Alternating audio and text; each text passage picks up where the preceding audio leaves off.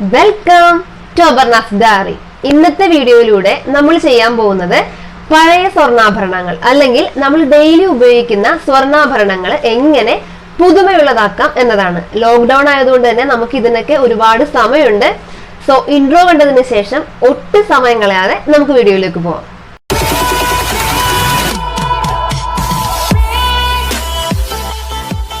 നമുക്കിത് ചെയ്യാനായിട്ട് അധിക ഇൻഗ്രീഡിയൻസ് ഒന്നും ആവശ്യമില്ല.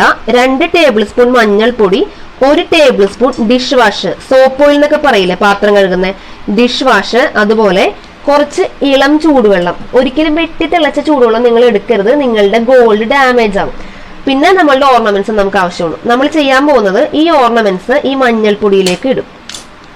അതിനുശേഷം ഈ ഒരു ഡിഷ് വാഷ് ആ പാത്രത്തിലേക്ക് ഒഴിക്കാം.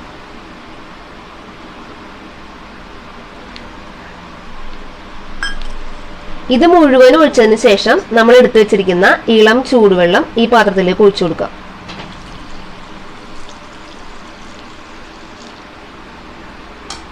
ഈ വെള്ളത്തിൽ കിടന്ന് നമ്മളുടെ ഗോൾഡ് അരമണിക്കൂർ റെസ്റ്റ് ചെയ്യണം. അരമണിക്കൂറിന് ശേഷം നമുക്കൊരു ബ്രഷ് ഉപയോഗിച്ച് ക്ലീൻ ചെയ്യാം. ഇപ്പോൾ അരമണിക്കൂർ കംപ്ലീറ്റ് ആയിട്ടുണ്ട്. നമ്മളുടെ ഈ ഒരു സൊല്യൂഷൻ നന്നായിട്ട് തണുത്തിട്ടുണ്ട്. ഇനി നമുക്ക് ഇതുപോലൊരു ചെറിയ ബ്രഷ് കൊണ്ട് നമ്മളുടെ ഓർണമെന്റ്സ് ക്ലീൻ ചെയ്യണം.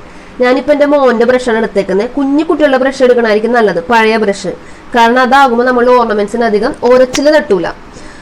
അപ്പോൾ നമുക്കിനി ഈ ഓർണമെന്റ്സ് എടുത്തിട്ട് നന്നായിട്ട് ക്ലീൻ ചെയ്യാം.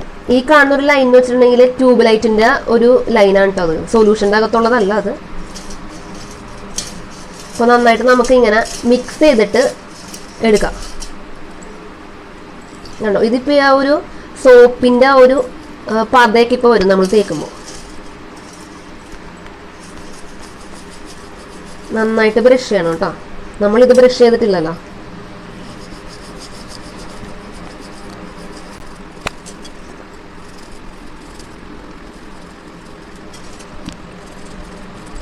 മാല നമ്മൾ ക്ലീൻ ചെയ്തിട്ടുണ്ട്. നമുക്കിത് തണുത്ത വെള്ളത്തിലേക്ക് ഇടാം. ഇനി നമുക്ക് ഇയർ റിങ് ക്ലീൻ ചെയ്യാം.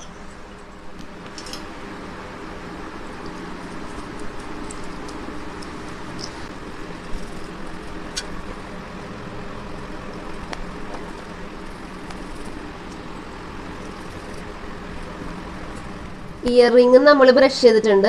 ഇതും നമുക്ക് തണുത്ത വെള്ളത്തിലേക്ക് ഇടാം. തണുത്ത വെള്ളത്തിൽ കഴുകുമ്പോൾ മഞ്ഞൾപ്പൊടിയും സോപ്പ് പതയൊക്കെ പോയി കിട്ടും. ഇപ്പോൾ ഞാൻ കഴുകിയിട്ടുണ്ട്. വെള്ളത്തിൻ്റെ കളറുണ്ടോ, മഞ്ഞ കളറായേക്കണം.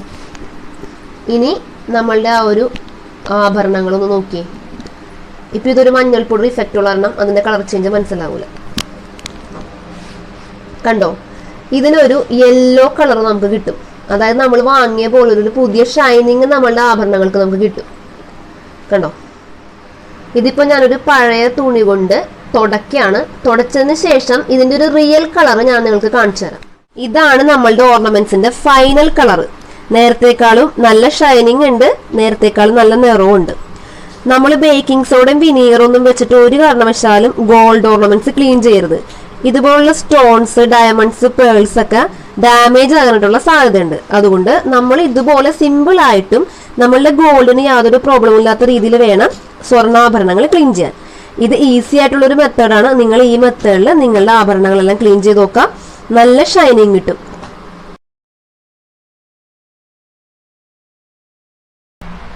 വെള്ളി ആഭരണങ്ങൾ എങ്ങനെ വെളുപ്പിക്കാം എന്നൊരു വീഡിയോ കൂടി ഞാൻ ചെയ്തിട്ടുണ്ട്.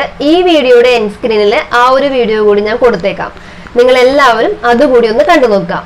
എന്റെ ചാനൽ ആദ്യമായിട്ടാണ് കാണുന്നതെങ്കിൽ സബ്സ്ക്രൈബ് ചെയ്യുക. ഈ വീഡിയോ ഇഷ്ടപ്പെട്ടെങ്കിൽ ലൈക്ക് ചെയ്യുക. ഇതുപോലുള്ള മറ്റു വീഡിയോസുമായി വീണ്ടും കാണാം. അതുവരെ thank you for watching this video.